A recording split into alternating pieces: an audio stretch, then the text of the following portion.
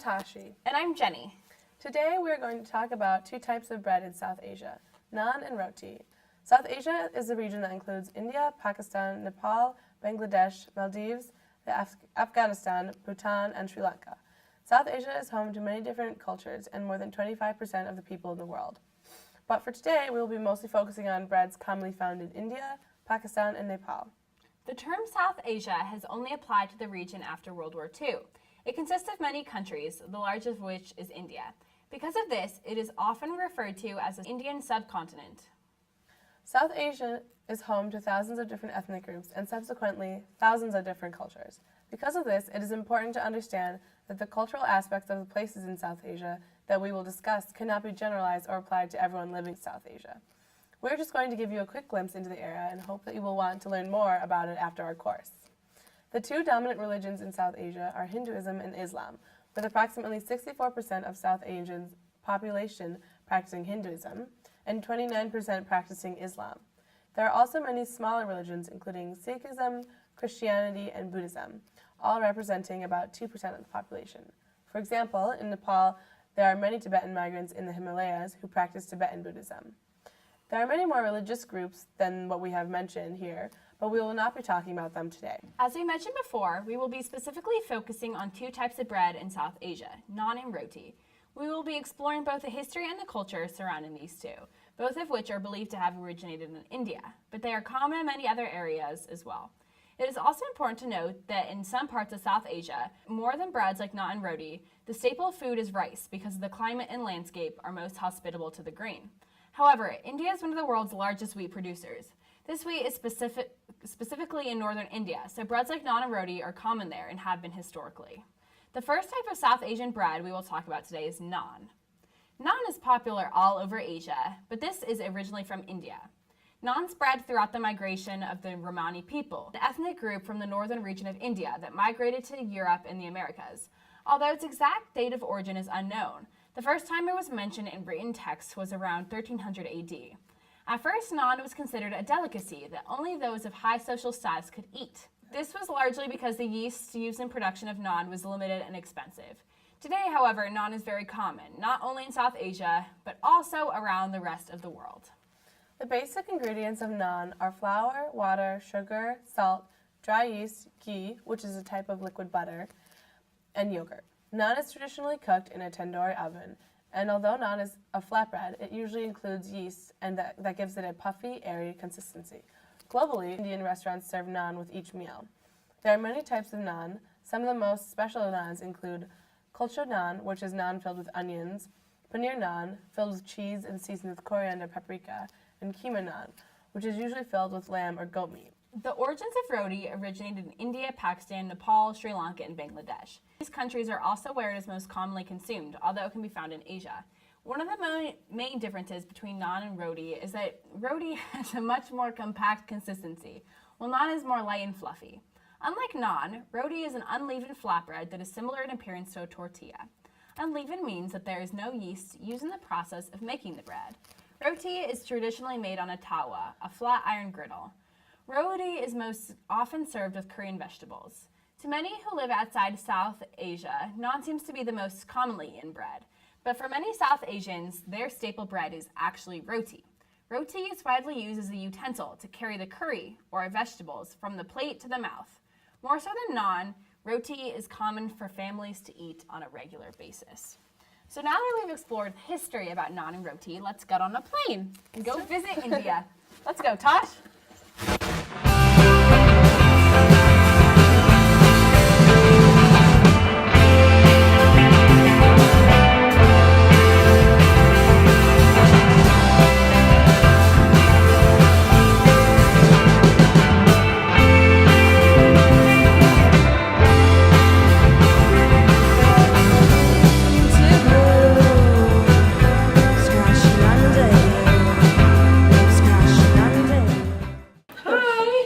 Hi, how was your flight? Oh, it was so long. It was very long. Toshi was sleeping on me the whole way. So we should start with introductions.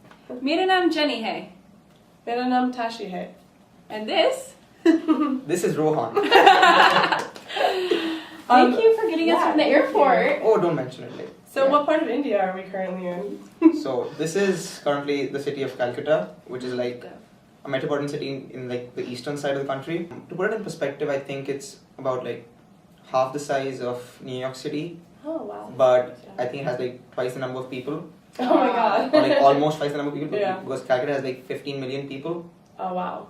That's So it's got like a lot of different people. It's like huge cosmopolitan kind of like crazy. just a mashup kind of thing. And do you live right inside the city? Yeah. Oh wow. So like we're right in the heart of the city. Which different languages are spoken here? We're in the state of West Bengal, and like the state's official languages are English, Hindi, and Bengali. Okay. But aside from that, because you got so many people here, you got like probably at least a couple of hundred other languages people speak, because like there's so many different communities and people from like so many different backgrounds here. Yeah. So like I don't think there's any possible way to like say for sure like how many different languages are spoken here. Yeah. But a couple of hundred would be like a safe bet. A couple hundred. Wow, that's very crazy. interesting. Yeah. Than New York. And are they similar? Like, are they similar in structure, like Hindi and Bengali? Or are they like completely different? No. So the reason like pretty much almost every Indian citizen or like everyone who stays in India speaks at least 3 languages is Yeah. because well like almost everyone speaks English and almost everyone speaks either Hindi, Bengali, or some other local language. And because they all like derive from Sanskrit, which is like the mother language from like all the other languages are derived, Yeah. they're all extremely similar but like not the same. So like even if I don't speak something like Punjabi or Gujarati, because they're like so similar, and because I speak Hindi and Bengali, I can like pretty much catch on to what someone is speaking in Punjabi. Yeah. So that's different than dialects, though. There's dialects Yeah, no, and there's different languages. Yeah, no, because they're all written differently. They're all spoken in like different formats, like different grammatically, but like a few words here and there are the same. So they're like completely different languages. Gotcha. Yeah. So like yeah. Interesting. Yeah. So now it's time to talk about what our course is about. So bread. So specifically in this context section, we talked about roti and naan. Do you eat roti or naan more, and do you eat them regularly? Like pretty much almost everyone eats at either roti or naan regularly, if not both. Depending on where you're from, there are like different kinds of rotis and naans, but then they're pretty much the same thing, just like called different names. And like roti is like a healthier version of naan, I guess, because it's like naan is like I think it's made from like processed wheat. Roti is whole wheat, Yeah, and then naan so which is is why it's like not as like processed. processed and then not as like fattening and harmful. Yeah. Do you eat roti more than you think?